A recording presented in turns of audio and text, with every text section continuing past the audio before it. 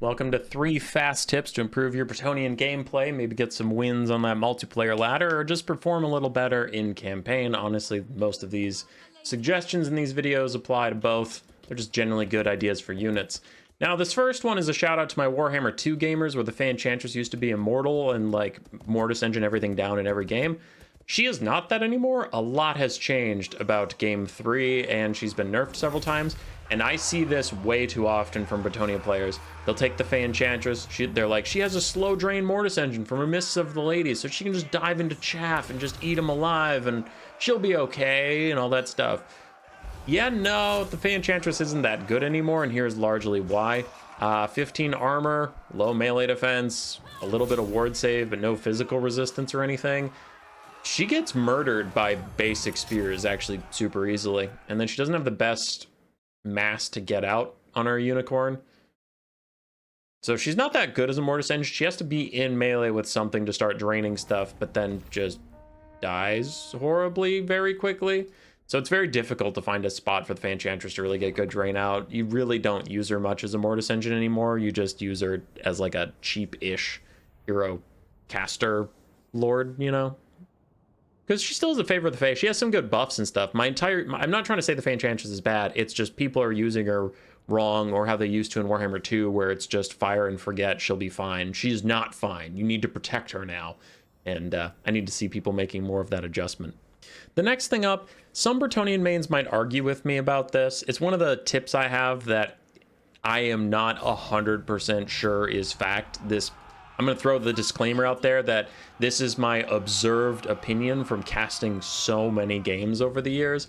But Bretonnian Lance formation is a bit of a bait in cavalry fights. So you can see here, you'd think a lot of good things would happen. Charge bonus, mass, charge speed, all those things can help out in a quick fight against some cavalry. But I see people taking charge mode and just staying on it. And I have a caveat at the end that I know some of the Bretonnian mains are going to say, but you could do this. Yeah, you can do that. But I'm talking about the players that don't need to stop.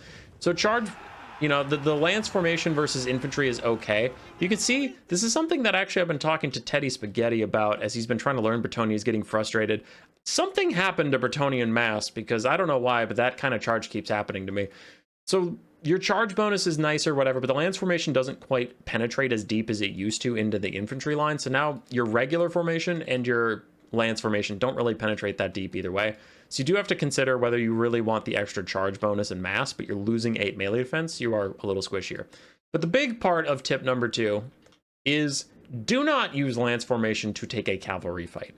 It's just not worth it in what I've seen, because you end up with this. You get a decent charge, you get a higher charge bonus than your other compatriot, right? That's pretty cool. 98 charge bonus is significant, and you're going to get good damage on the charge, and it's going to look good. But there's 2 problems, and it's actually the same problem, but it has 2 effects. You end up super clustered like this, and you can see not a lot of Grail Knights are actually in combat, while these guys are much more spread out, and they have a much more even... Sorry, those aren't the Blood Knights. These guys are much more spread out, and there's less bodies back here not making contact. So these Grail Knights with their regular formation, not the Lance, are fighting more 1v1 fights with the Blood Knights, while these guys are fighting more 2v1s and whatnot. Because, like, look at all these Knights not participating in the battle, and then once again, for effect, all these Knights are participating. And as the fight goes on, now you have 8 less melee defense. You're in this bad formation. And now the Blood Knights are starting to close in around the flanks because you're just so tight and narrow that they're spreading out. So now almost all the Blood Knights are in melee combat, and still they're fighting half the Grail Knights. The other half are waiting for their turn. But that means when it is their turn, they're still going to be fighting 2v1 against the Blood Knights.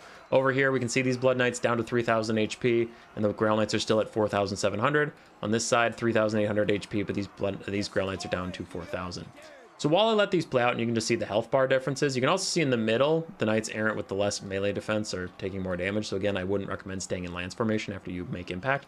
But the bone I'll throw to the Bretonnian mains that are probably screaming at me right now, you can cheese it in a way. You can turn off lance formation after you make contact. So you got the charge bonus you wanted, you got the mass you wanted, and then you turn it off and you get the melee defense back now that you're in melee, even though you're already in that formation. Though I would argue, I still don't like it because that requires more micro out of you, but you're still going to be positioned wrong. Even though you get your melee defense back, you're still going to be in this situation where now those knights have joined in, but all their friends are already dead. Or on the other side, they were nice and spread out and they just have more models left. Like, they killed these Blood Knights. They have 29 models left. These guys haven't finished their Blood Knights. They're down to 17, 16, and falling. So it's just too much risk for too little reward. I would not recommend lance formation in cavalry fights at all. It puts you in a bad position. This last mistake drives me up a wall. Now, if my high elf video might have come out by now. I don't know. I recorded a bunch of these one night in the high elf video I just recorded before this one, but when I edit them, I just kind of place them where I think makes sense, like for my YouTube schedule. Alberic de Bordelot is a very similar person to King Lewin Leoncoeur. Alberic has an AoE buff for his knights, plus 12 bonus versus large, plus 4 leadership, Strider, which is very nice. Lewin, on the other side, has Sword of Couronne. It's the other way. It debuffs the enemy, which in turn buffs the knights around him, minus melee defense, minus armor. So both have good buffs. Now, Alberic also has infantry killing through the Wrath of Manon, and his buff is more permanent, whereas Lewin's is on a cooldown. Alberic is a better support lord overall. He has more niche applications of those kinds of things, like the Wrath of Manon can get rid of low leadership infantry, and he has better dueling abilities with heroic killing blow and his own bonus versus large, while Lewin does not have bonus versus large. I'm pointing out a lot of things. Why? Well, you see Lewin all the time in multiplayer, and why is that? Lewin has self-healing.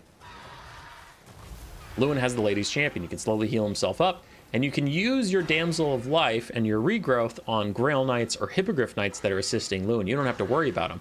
Alberic isn't taken as often because he needs regrowth support. What does this have to do with mistake number 3 that Bretonnian players make?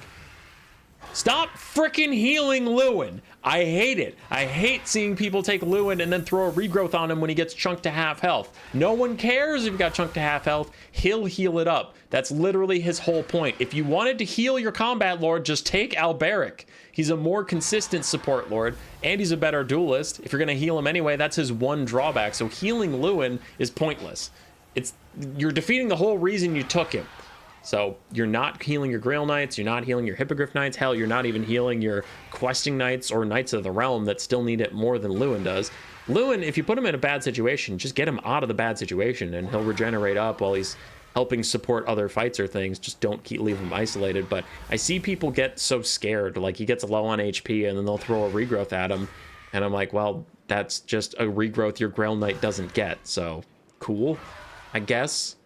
I don't know. I don't get it. And the point of this duel is just to show how much better Alberic is at dueling. Both of them, I gave the AI regrowth, so they're throwing regrowth on Lewin whenever they feel like it, and my caster is just staying out of danger and throwing regrowth on Alberic. But Lewin's heal cap's already in sight, and he's almost dead. Alberic's heal cap is nowhere to be found, and he's still kicking Lewin's ass.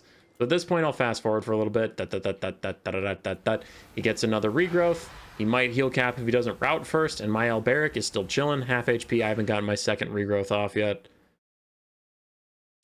Now my heal cap has finally appeared. And then we get some shots in. And there's my second regrowth, so I can finally catch up to Lewin where he is healing-wise, but he's down to 1,000 HP. I have 3,000, and I'm just getting my second regrowth in. And he's routing. So the whole point of this wasn't just to... Wow, I actually got a pretty good shot of him falling. Poor Lewin. Anyway, this isn't to be a Lewin hater. Lewin is great. Lewin is a fantastic lord. He's actually much more meta than Alberic. All I'm saying is if you're going to waste your time healing your healing lord and getting him to his heal cap quicker, you might as well just take the duelist whose only weakness is, hey bro, heal me please. So yeah, if you're going to heal your lord, just take Alberic. All right. If you keep forgetting and you keep healing Lewin, then maybe do yourself a favor and grab the champion of Bordelot. He'll serve you well. He's a good boy. He's a good lad.